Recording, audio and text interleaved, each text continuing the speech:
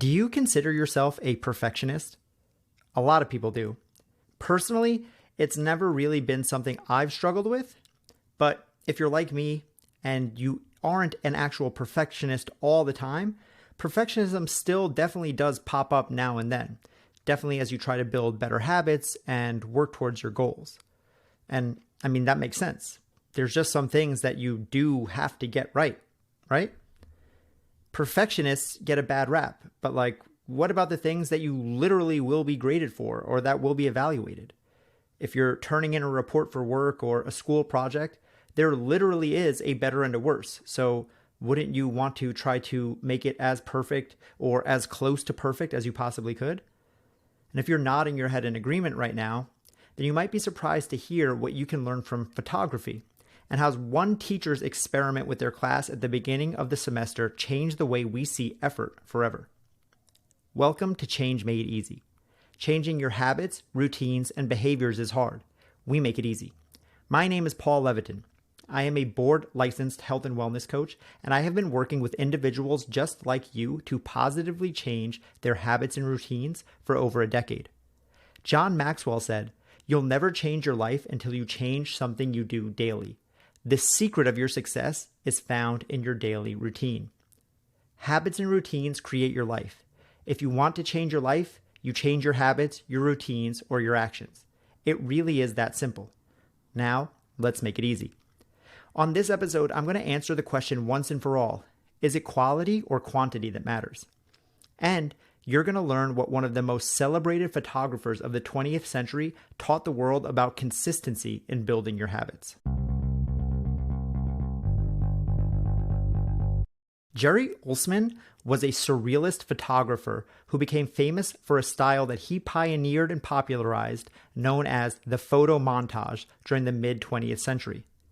The photo montage is a process and the result of making a composite photograph by cutting, gluing, rearranging, and overlapping a bunch of different pictures into a completely new image. And that might seem like something that's obvious now in the cut and paste Photoshop world of 2024. Yeah, my little cousin does that. But Olsman was doing it over 50 years ago when you literally had to develop and cut and piece together the photos bit by bit meticulously by hand. And the photographs he created were amazing. If you have a second, take a moment when you're done listening to this and Google Jerry Olsman photos, and you'll see just why he was so highly regarded as a photographer and as an artist. During his career, he had solo expeditions at the MoMA in New York City multiple times. He won the Guggenheim Award, published over 20 books. He was one of the most collected photographers in the world in his lifetime, received multiple Lifetime Achievement Awards, and his influence can still be seen today, especially with digital media. So what does that have to do with you, with perfection? Well, the world's best photographer meticulously planned out his photos. He literally painstakingly cut each one by hand with an X-Acto knife. He was famous for laboring over a single photo for hours, even days, to get the right composition. So it's hard to see someone like that and think that they would accept anything less than perfection. And that's probably what the incoming class of students thought when they walked into Olsman's photography class at the University of Miami each year. And possibly, normally, they would have been right. But one year, Olsman decided to try something different. On the first day of class, students came in and sat wherever they wanted. And Olsman stood up and drew a line right down the middle of the group, dividing the class in half completely at random. And he explained to the students that everyone to the left of the line would be what he called the quality group. At the end of the semester, the students in that group only needed to submit one photo. Their entire grade for the entire semester would be based on that one photo, so they could take all the time they needed to find the perfect shot. They had all semester, after all, one perfect shot to get an A. But the group to the right, they would be the quantity group. And those students would be graded on, you guessed it, pure quantity. It didn't matter the quality of what they submitted. The more photos they turned in, the better grade they would get, period. It was pure quantity over quality. And while I'm sure it seemed strange to the students at the time, What they probably didn't realize is that they were actually actively participating in a real-time experiment. And at the end of the semester, the results surprised everyone, even Olsman himself.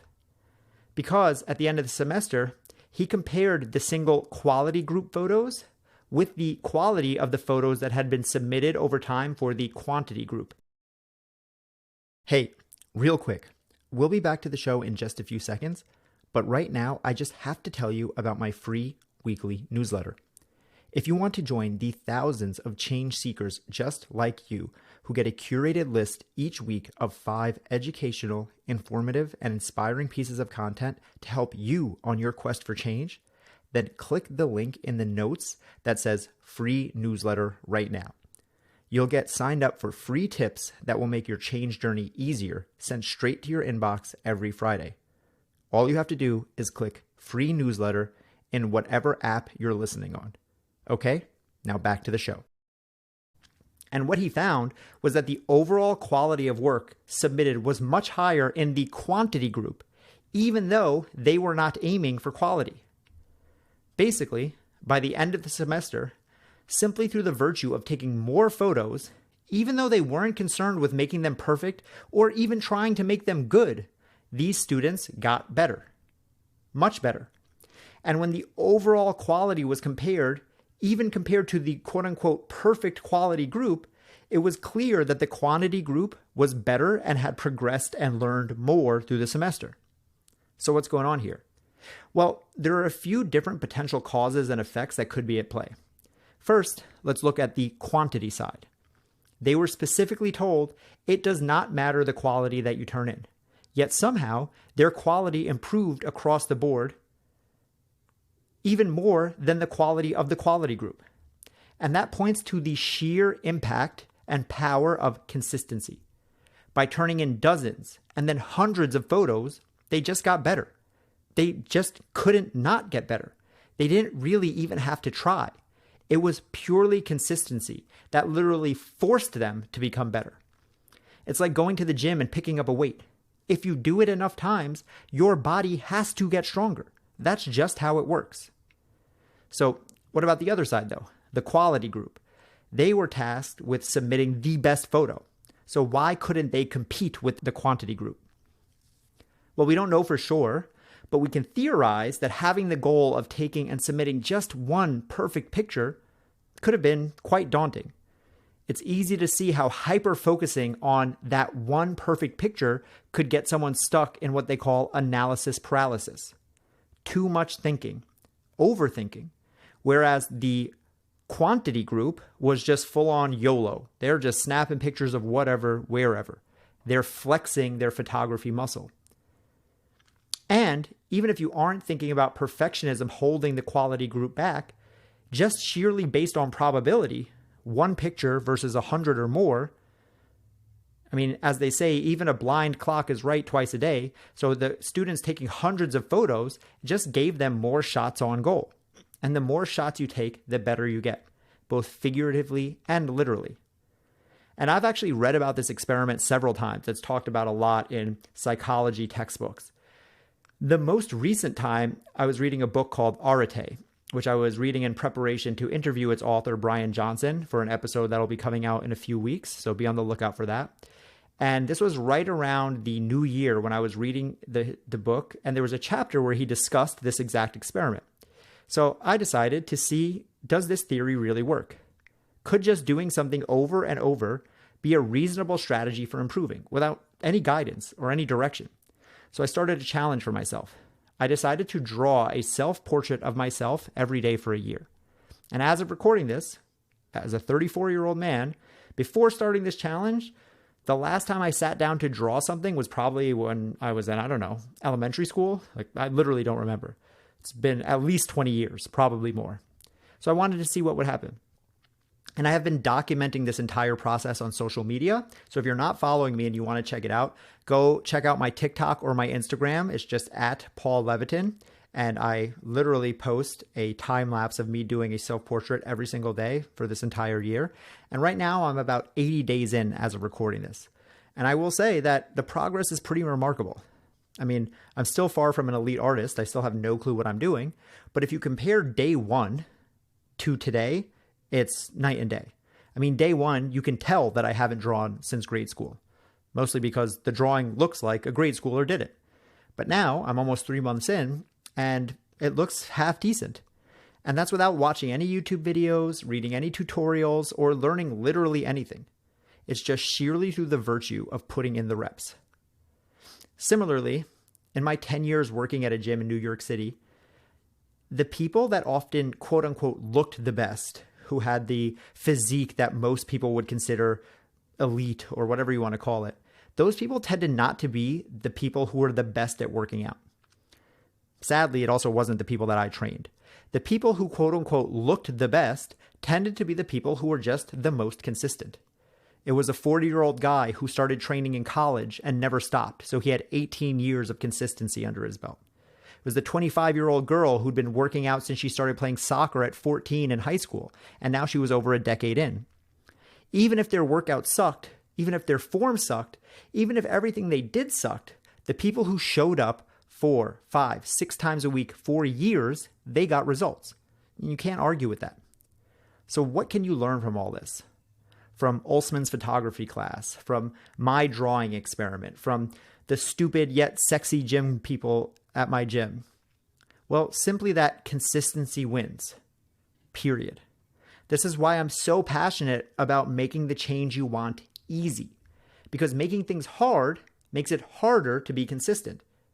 If Olsman would have said to the quantity group in his class, you will be graded on the sheer amount of photos you turn in, but also the photos must be of the highest quality to be considered, that would have made the task way different. The students would not have been able to just shoot like they did, and the essence of the experiment would have been lost. And in the same vein, if I said, I'm going to draw a good self-portrait every day for a year, then I would have quit day one. So when I preach making things easy, it's not simply for the sake of making it easy. It's because making it easy leads to getting it done. It leads to you being more likely to do the thing, to do it more, to do it longer. And when you do it more and you do it longer, you get better. Just like the students in Olsman's class, just like the guy at the gym who has no clue what he's doing, but somehow still has a six-pack. You put in the reps, you reap the rewards. It really is that simple.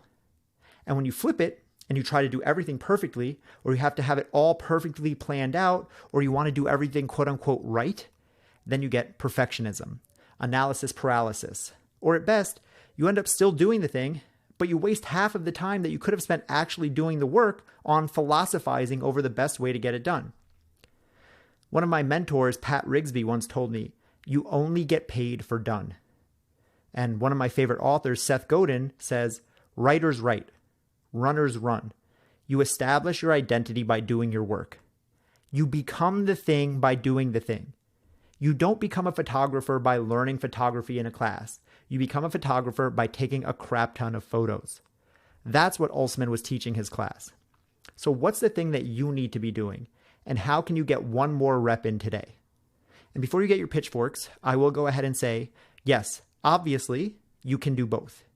Obviously, the person in the gym who was working out for 10 years and got a great body in spite of knowing nothing about the way they were working out would have gotten better results if they worked out for that amount of time with excellent form and excellent exercise selection. And yeah, if I was doing my drawing every day and I took the time to watch a YouTube tutorial on how to draw every day, I'd probably progress faster in my drawing. But the point here is that even without that, consistency still wins. Consistency always wins. And the best way to be consistent is to make your habits so stupidly easy that you have no friction to do them over and over and over. Like taking as many photos as you can about whatever you want. That is frictionless. So my action step for you today is to think about a place you've been looking for growth or positive change and just simply act. No thinking, no planning, just the smallest, simplest action you can take today. It does not matter what it is. And that's the whole point. What is the tiny action that you can do over and over, like the quantity group in Olsman's class, will get you to turn in the best final project down the road? All right, that's it. No more words, just action. Put in the reps. And believe me when I say I'm doing the same thing. You don't believe me? Come follow my journey as I become an elite artist, one drawing at a time, at Paul Leviton on TikTok and Instagram. Thinking is great, but doing is better. Improving your quality happens automatically when you increase your quantity. And that is change made easy. If you're really passionate about making this change stick, then I just have to remind you about my free weekly newsletter. Don't miss out on joining the thousands of change seekers just like you who get a curated list each week of 5 educational, informative, and inspiring pieces of content that will help you on your quest for change. Go to the notes of whatever app you're listening on and click the link that says free newsletter now, and you'll be signed up to get free tips sent straight to your inbox every Friday that will help make your change journey easier. All you have to do is click free newsletter right now. Go to that link, and I'll see you back here every Tuesday and Thursday for new episodes of Change Made Easy.